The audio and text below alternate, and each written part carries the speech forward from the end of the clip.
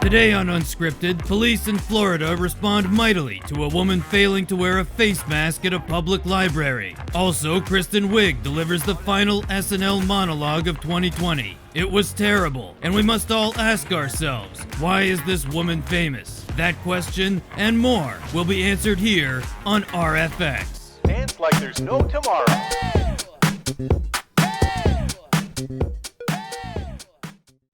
I'd like to talk a little bit about this video here, which shows a woman in Florida, I believe. She's at the library, and I guess she wasn't wearing a mask. And someone else at the library called the police to come and either get her to put on the mask or to take her away. So let's take a look at this clip real fast here.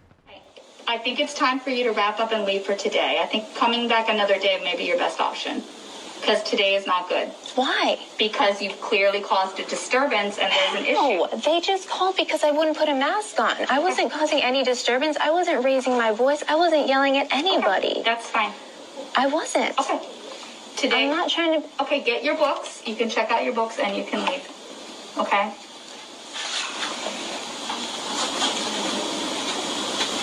I'm not breaking any laws. You're about to be if you do not leave. Okay, so the obvious criticism for a video like this is that it's an example of police overreach or that there is a certain degree of mask hysteria with respect to COVID, and I can certainly agree with those critiques. The other one, of course, on the flip side to that is that with a lot of these police videos where the cops come talk to somebody, the person busts out their phone, they start filming as the cops are talking to them, you don't see what happened, just 1 minute prior to the video being turned on, right? So you see these situations completely out of context. So in the case of this video, we have no idea how this woman was behaving before the cops got there. We have no idea. Maybe she was being disruptive. Maybe she was, just someone who was clearly batshit crazy, and the other people in the library were like, I don't know how to deal with this. I don't want to get into a physical altercation with this woman, so fuck it. I guess we're just going to call the cops. I mean, you don't know this. We don't know the situation.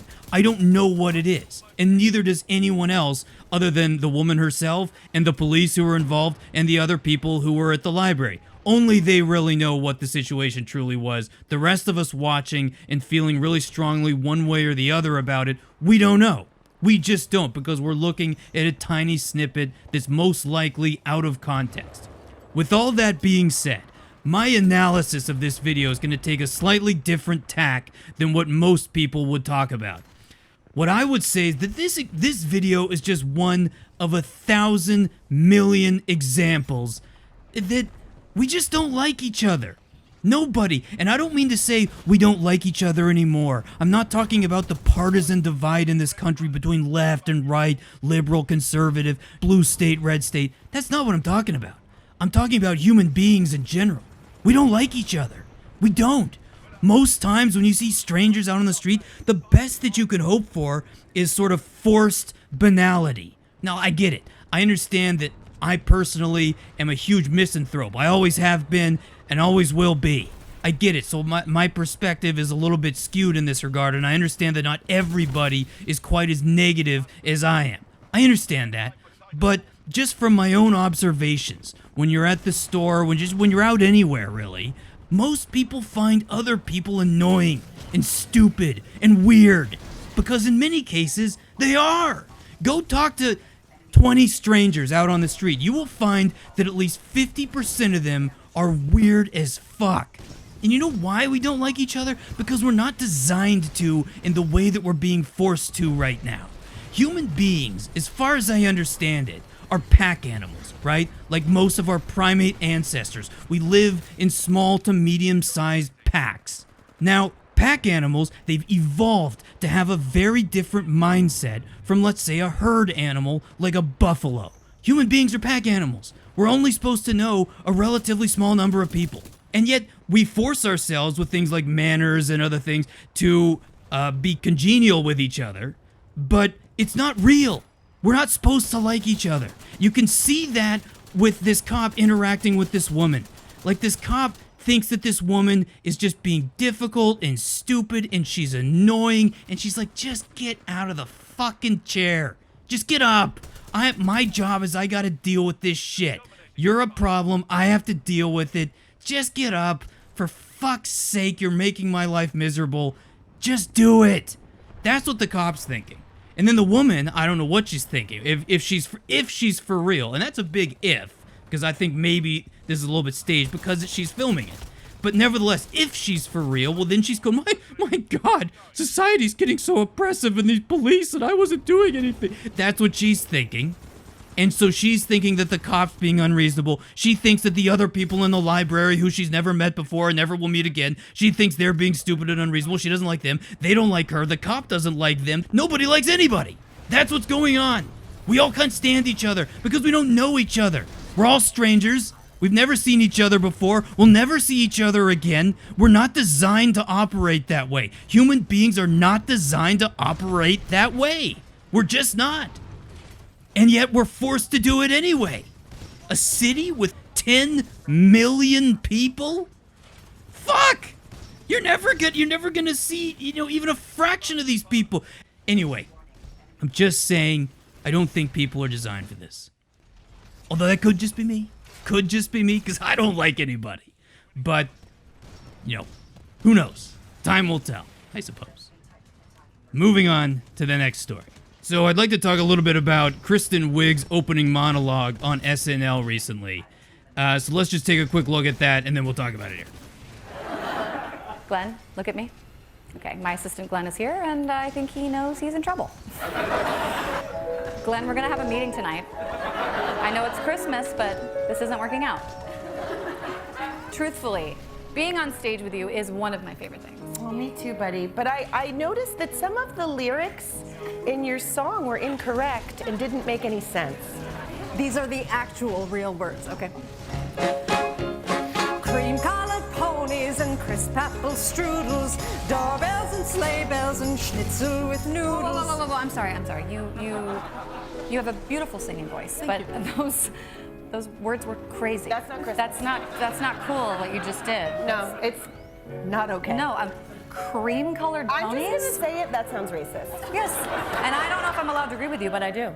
Yeah, you do. All right, my first thought, and this is going to be the most controversial, so let me just come right out of the gate with it. Why do we keep pretending that these women are funny? They're not. They're not funny. I'm sorry, but they're not. We all have our talents, and humor just isn't one of them for any of those women on the stage right there. It's just not. Kristen Wiig and Maya Rudolph in particular. I've never understood the appeal of either of these two women. I don't get it. Neither of them is funny. They're certainly not attractive, and they're not charming. What's the appeal? Now I get, well, do they have, just because they're women, they have to be attractive, or just because they're women, they have to be charming? Well, no, it's not because they're women, it's because they're movie stars. And movie stars, whether they're men or women, tend to have some sort of talent. Whether that talent be extraordinary good looks, extraordinary acting ability, extraordinary comedic skills, extraordinary charisma, something like that. Yet these women have none of it. They don't have charisma, they don't have humor, they don't have looks, they don't have anything.